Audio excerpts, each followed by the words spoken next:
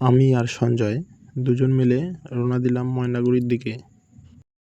এখন যাচ্ছি ইউথ ক্লাবের সামনে। যেতেই সামনেই গেট দেখতে পেলাম। আস্তে আস্তে সামনে এগোতেই দেখতে পেলাম ইউথ ক্লাবের পূজা মণ্ডপটি। সামনে আস্তে আস্তে এগোতে থাকলাম। সামনে দেখতে পেলাম ইউটিউবার পলাশ দাকে। দেখেই দাদার সাথে একটা সেলফি তুলে নিলাম। তারপর আবারও পূজা মণ্ডপের সামনে এগোতে থাকলাম। ইউথ ক্লাব এর সামনে আস্তে আস্তে আমি ভিতরে প্রবেশ করলাম। খুব সুন্দর হয়েছে মায়ের মূর্তি।